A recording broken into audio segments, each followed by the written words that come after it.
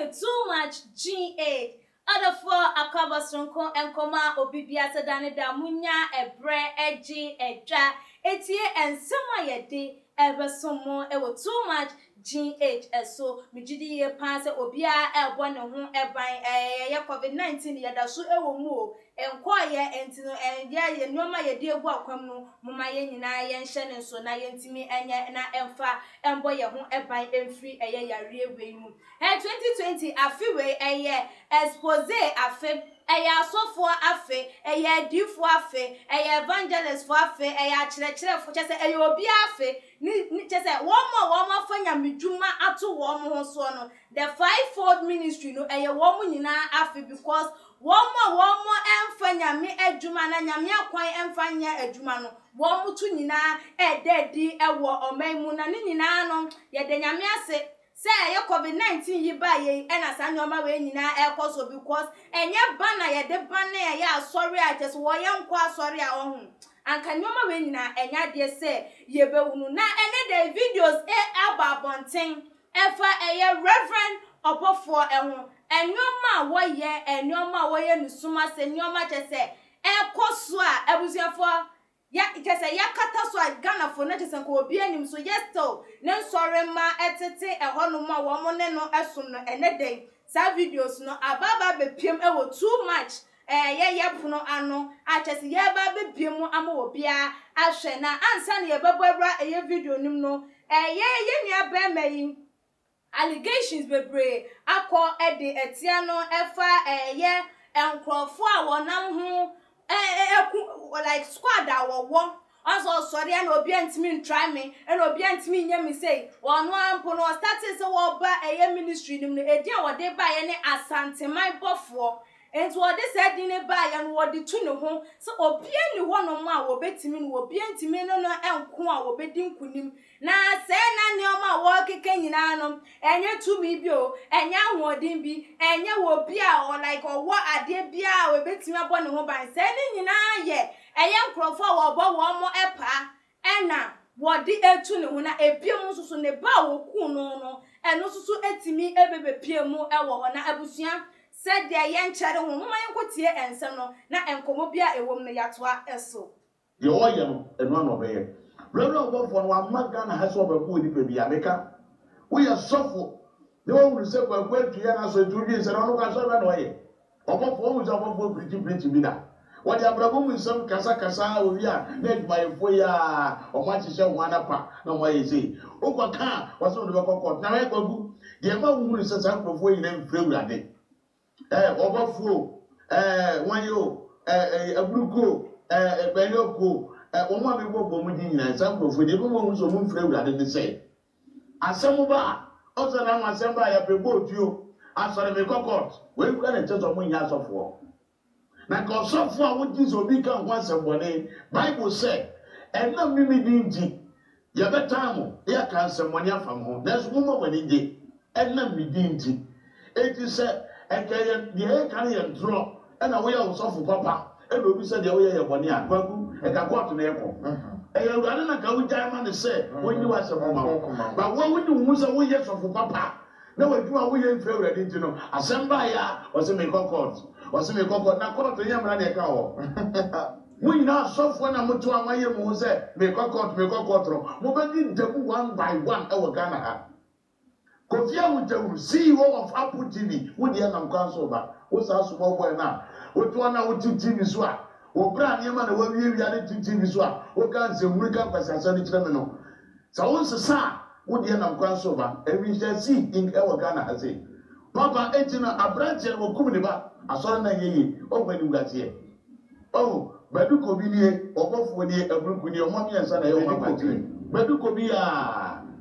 wosabu baduko bi abruka ne banu buye no eye rewre obofo baduko bi ene abruka adokosi akra no omumra bode meka ntem se ehi no musi akra no ehi no musi abruku ba no wuye no ehi no musi no ma say interview bi say bedu kase omukọ na omudo omwie na omudi akwa na chef on omudo omko baby say omkata so dia wala no kura ne bedu ko bi ne ba o ani e ko interview na tiere bedu ko bi ne ba na woni kwan on fa so a omusie bani ko bi ni ba no e no a no mfa susie eburuku e ba no oh saa eti onu ko gu bofo na nkasa no enye that microphone bi ni na they are all evil na me dey catch that Ghana for e mo wa say na mo kwajo obi ni ye chi no obi otuli ozo ya obofo we tumi so boy so we ni hwe me kind of place that sound software we ni hwe e nyuma chi hwe obi ni hwe omo kwa akwamfo ni se da ku wo ma kwa but enye djuma Wasofa what 2 million radio so can kwa bu yenu titimire mi obi okonfo a osi somewhat kwa wensi bi obi tumute nka efiri akirikiri na nka waba mugu TV so na mo twini ba we na chese mo sabe na wo so great abusuafo we ene eye ne nsem a wo kan ye na ebie mu nso so no osanso ede tu dwa efa eye mo nim se reverend obofo ye kan asem ye eye na nsen ye nche ye bia ena ne yere obofo wo eye ahenasa ana ebi beka ne se entasa triplet potoka se musa ne beka no wo eye triplet edu egu one man ache se Ghana fo wo bia ebonu wo se na ebi no mo ka se na so wo bofo pan di bebe pie wo sa eye ekoso ipan di expose saga yidia ene na ne mai wo mo befa he ene na ne yiri yi eden ena wo beye upon say wo eyire awo ne wo mo wo eye oba ne bema bi a wasenya triplet asaka ho ni nyina amunu se wo bofo a wo se twa we bus ka ho ai wo se twa away bus wo bi a chese wo eyi wo honom wo farm and wo garden and your farm ne de bia be no by garden ne de bia no wo ko ama garden gay wo no krampo ne chese wasan so asa awo ede amano ne no nsusu mo man kotie ensem a wo kan ede efa ho to efie bi ena wo de ama young game na get into fie no but o ka say again kuma se again na wontafo bi nu na kokubofo ho ya mesere amutu ha me me ka kire mo adwuma na ye no me na me ye adwumayefo agene I see what did and the from every yes e ga kwanchire I got punch adwuma na mo ye okura me me ni adwumayefo agene mo ya so na mo ba me je na me matena se akire wo de mo be ye etu so na tu so sa ka wu say you are dealing with your master wow you are dealing with your master forget usika when nyina that's a minim de ni nyansa ana buruku de aye buruku minim de ni nyansa ana bayo ku de aye bayo over 20 years na me no atrasia say we dey we nyina koso na baba say we dey ma dum na ma bie na me ka wo so mo tiasie mo ko chepo ewura no kuma so no when e born asase obofo aye kwaku antwodi amono na abo ababawa na atrasie ahan dan efie kase wato e wo han ye wato na ababawa ne tim oni ga na wontafo mienu ababawa ne no se se ntafo ngo na me ka tro se wono ne ntafo na wo no ye kiu e azantafo no o wa wontafo reze e azantafo itino ababawa no bie ewia se kura wo fo ma bi nsi ababawa no ewia kasa ma bi nsi no na akra no ga na asemi boboba entafo mienu no kogu bofo be so oje akra no mu baako and wo ba ne yes adan na enkura mienu na ma wo na wo pese chichina wo so je baako akra so wo nya nyini yesa eto oba ne ti se kan so ya wo say no and ye kogu be so ode akra ne sacrifice and oba no afra na sama aba bedrum ho na de me kan say kogu bofo awo na krom ha no wo ye obi a na odi ni ma bi birthday no Ghana for ya nkayasem odi ni ma bi birthday no awo to na nkrusa ma na ma me no ye de mic ma no ka say bi say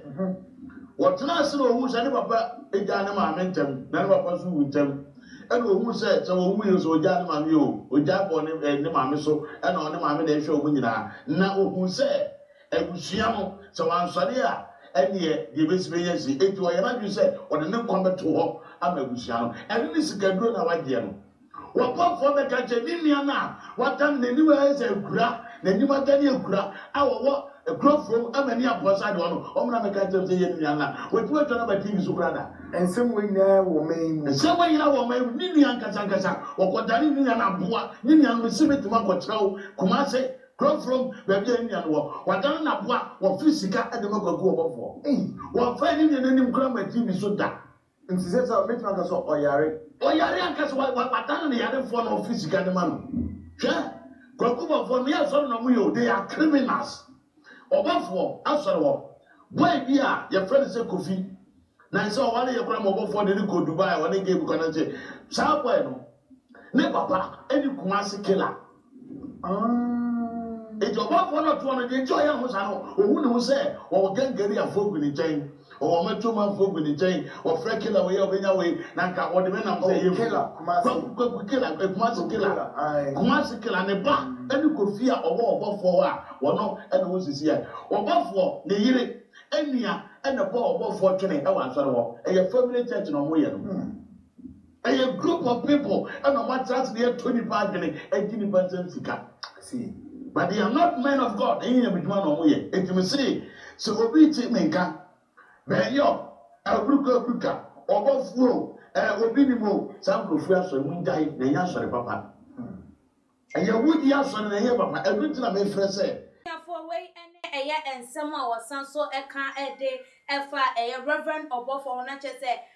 mo amwo ne na ase a mo hu ne se wo ye nyame nipa obeka ya wo ba bonten ya na say demon breaker ba bonten obeka ye se obofo wonda ena we nso aba be dia be boso na che say enwoma ekoso eno no obi a waye na adwen se wo beko edi ama na busua de na che say na be na wo so woda wonna enya de se wo be ye den wo be eda edi ama no abusia ensem ekoso ensem ekoso na ko obi a wawo ayentasa na so obi awu mienu a o ede na akokode ba ko ne free obi wonu miensa no ntimi nyusu ebi eno ene bema wa hunu se wo mo yesa nyoma we nyina se de be ya ye hu ache because no ankasa na simu ba ene owo peti a o pebi ekum a wono akwa de mo amunim no wakopa anu bi na waba bekum na ende munim no de a ode wo ma ba limelight na se ne de no de munim so wo mo ti ase etu hu ne se nipa we de ne ho fine ne hu nyu asem ono de che se na nyame djuma e na wo ye ne krogen a eno no na ensuso ne de etuamu odie wu enim na ne nyina eye na tua e na wo benya sa ensem we because se wan kwankwan o